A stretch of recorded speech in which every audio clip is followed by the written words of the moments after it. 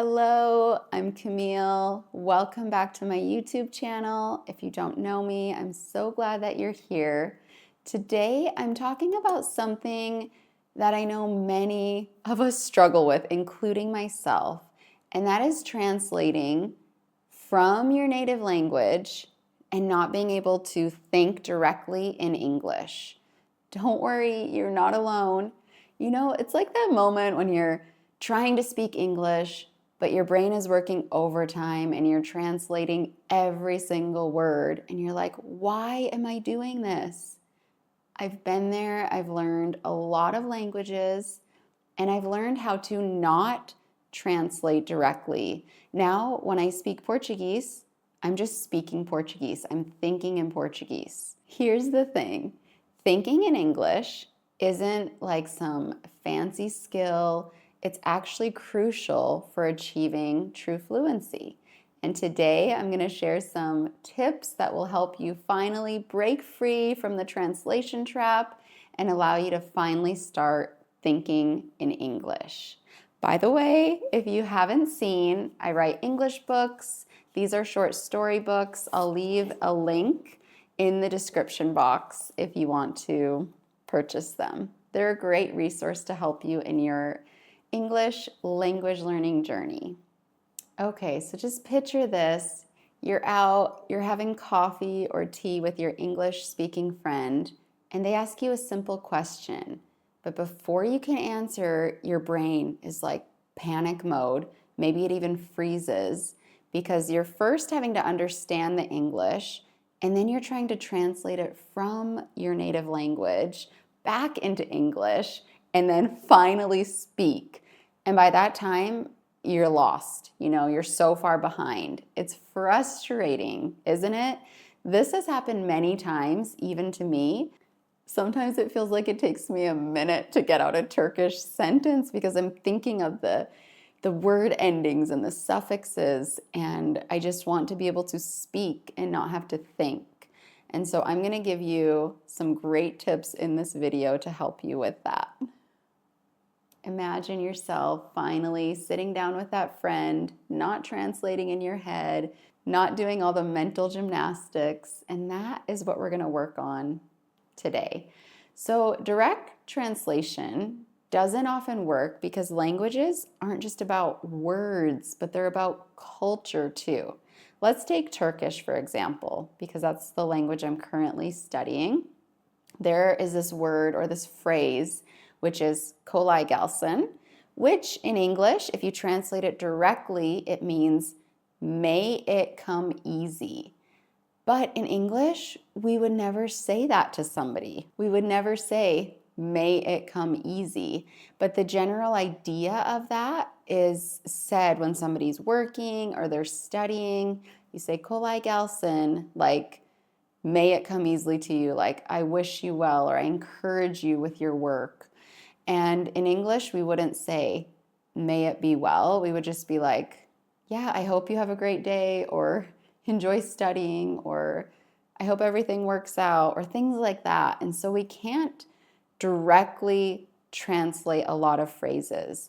Okay, I'm thinking of this Portuguese word, saudades, and it has no direct translation. It is something that Brazilians say to express this emotional state of missing someone or something. Like if they miss Brazil, they could be like, oh, saudades. Or if they miss me, saudades. But in English, it would be like, there's no exact translation, but it would be sort of like longing or nostalgia. And I would never tell someone longing. Like, it just doesn't work. But saudades is perfect, or like the Turkish kolay gelsin, it's perfect in those cases. So directly translating a lot of times just doesn't work, and we can't do it in many cases. I've realized that when learning foreign languages, I sort of give up my native language, and I just have to accept I can't translate it directly into this language because it doesn't work with the culture, with the language, and that's totally okay. So let's talk a little bit about understanding mental translation. Let's break that down. What is that really like?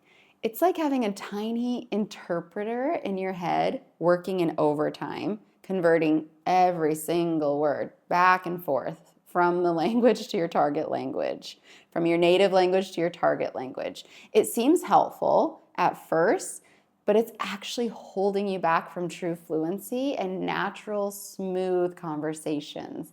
When we learn a new language, our brain naturally wants to connect to what we already know, our native language. It's like using training wheels when learning how to ride a bike. They're helpful at first, but at some point they become a hindrance rather than a help. And once we learn how to ride our bike without training wheels, we can go faster, we can go farther, we can achieve more. And that's what it's like with language learning. So the biggest issue with mental translation is the time delay that it creates in conversations. And in the beginning, it's normal. Your brain is trying to understand a whole new system, a way of thinking, and you're going to be slow. Like I said, sometimes it takes me like a minute to form a more complicated Turkish sentence. And it's frustrating for me, but it is part of the learning curve and the learning process that we have to go through and that it's hard to avoid. And then, of course, there's that like mental exhaustion, just constantly translating these two languages, running parallel processes in your brain. And it's like, no wonder you're tired after speaking English for a little bit. So let's transition. Let's get into the practical stuff, the strategies that actually work. And I would say the first thing you should do is immerse yourself with your target language, which in this case is English, like every single day. So think of it like you're learning how to swim. You can look at water, you can read about water, you can touch water, but until you actually get in the water, you're not going to learn how to swim. Or like driving a car. You know, you can read about driving a car. You can even do all of these practical lessons on paper, like I know I'm supposed to stop here, or I know this is the mechanics of the car. But unless you get in the car and try to drive it, you're probably not going to learn how. So think of language learning in that sense. Like I have to be in it. I have to immerse myself to really learn it. And I often hear, but I don't like have a speaking partner. I don't have money. How can I practice? And I would say, yes, having a speaking partner is awesome. But if you don't have one, try speaking out loud to yourself. It might be a little weird at first, but it works. It really works. You can talk to yourself while you're doing the dishes, while you're getting dressed, while you're taking a shower. And instead of translating words, try thinking in images. When you see a dog, don't think, perro, which is dog in Spanish. Just think dog. Or just think mug. This is a mug. It's not a taza in Spanish. It's a mug. Or in your daily habits, make it a part of your life. You can change your phone's language to English. And every time you check your phone, which let's be honest, it could be a lot, you're practicing English. Or if you're struggling with basic vocabulary, label things around your house. Put a sticky note, mug, desk, book, things like that so your brain is connecting and thinking in English. It's seeing English and it's connecting in English. So making your environment as English as possible. And during those daily activities, while you're brushing your teeth or making your breakfast, think in English. You can think simple things. I'm hungry. My coffee is hot. And then as your English gets more advanced, you can think more technical. I love a savory breakfast. I added some salt and pepper to my eggs this morning. And here are some immersion tips where it gets a little fun if you're a little more advanced. And these are challenging, a little warning. But if you're really wanting to stop thinking in English, try even putting no subtitles when you watch a YouTube video or Netflix. Try to turn the subtitles off. And your level has to be at least intermediate to do this. And you'll think, but I'm missing a lot. And it's true, but actually your brain will adapt pretty quickly. So just give it a try and see what happens. And turn your commute into learning English time with podcasts. I love real life podcasts, which is what my podcast is, because you can learn practical day to day English with that. And of course, don't forget social media. You can follow English speaking accounts that match your interest. Do you love cooking? Follow actual real life chefs. Fashion, follow fashion bloggers. I can't encourage you enough to follow your passion. It makes this journey so much more enjoyable. My husband and I actually just a week ago started watching this Portuguese vlogger who's traveling from Portugal to India through hitchhiking. He has no money. He's making money on the way by like selling water or selling his drawings. And it's so entertaining. We don't even feel like we're learning, but we are. We're learning Portuguese. We're getting a lot of input from a native here in Portugal, and we're enjoying it. And I think that should be the goal. So if you're looking for even more things to do, start keeping an English-only journal. I do this with Turkish. I write a few sentences a day, sometimes a page. You can write your thoughts. You can write about your day, your dreams, and don't be so worried about the grammar. Just let your thoughts flow and write. I have a Turkish friend who corrects me, but say you don't have anyone to correct your journal, you can actually send it to chat and be like, correct my English, and it'll send you back maybe not a perfect version, but a better version. You can also join language exchange programs. I love having phone calls with natives. It's a great way to practice the language I'm learning and then to help them learn English. And my favorite two apps for finding natives are Hello Talk and Tandem.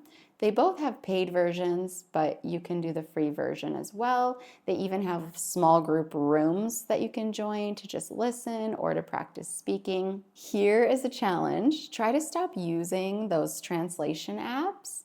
Instead, use context clues to understand new words, just like you did when you were using your own native language. And if you don't understand a word in English, instead of using Translate, try to look it up in an English dictionary and see if you can understand it that way. It's just a way for your brain to get more immersed with just English and to start just thinking more in English. Also, read books in English or articles. Again, following your interest, what you enjoy, and making sure the level is suited for you. Because you might be overwhelmed thinking, how can I read a whole book in English? But if you set out even to read one page a day, you'll be able to read a whole book in 6 months or a year, depending on how long it is. I even encourage you to read a page out loud. Reading out loud is a great way to get yourself familiar with the words. And even if you don't see in that exact moment your progression when you're speaking, if you've been reading out loud, it will help your speaking. You can practice filming yourself in English. This is an amazing way to grow because then you can watch yourself. And don't worry about your mistakes. Just press record. Record an introduction about who you are. If English is like more advanced for you, if your level is advanced, try a vlog about your day, record a book summary or a movie summary, and this is a sure way to grow. This one might be a little harder for some of you, but if you can, plan a trip to an English-speaking country. I highly encourage you to do it because being in the country and the culture is always so motivating. You see everything in English, signs, menus, billboards, products. You can practice with shopkeepers in restaurants, at the store, or even out on the street. And when I travel, I'm always super motivated to really press in and learn more. And remember, be kind to yourself. It's easy to beat yourself up, to be frustrated, to be mad at yourself because you don't want to make so many mistakes. You probably want to be at a higher level than you're at, and that's why you're watching this video. I really understand. It takes a lot of time. There's no quick overnight fixes. So Be kind to yourself and start small. Think in simple phrases. I love coffee. My name is Camille. Just simple things if that's where you're at, and then progress and celebrate your victories. Did you finally order coffee in English? That is a win. Did you have a short conversation with a friend? Celebrate it. Did you finally think in English? Yay! Be so proud. Be so proud. And just remember, be consistent, be consistent, be consistent. That was a lot. Let's just recap, which means just to highlight again the key points. Remember, immerse yourself in English, practice speaking out loud, think in images, make English a part of your daily life, read books, watch movies without subtitles, label things, record yourself, and celebrate your progress. I would love to hear from you. Share your experiences in the comments. What techniques have worked for you, or what challenges are you facing when it comes to English? Start with just one thing today. Maybe you can change your phone to English today, or maybe you can go label some items in your home. Just take that first step. Don't forget to check out my other videos on my channel, to subscribe to my channel, and check out my resources as well, like my books and my courses. I've linked some really helpful things for you guys in the description box. Remember, you've got this. I'm so proud of you, and I'm with you. Thank you so much for watching this video. I'll see you again next week. Bye.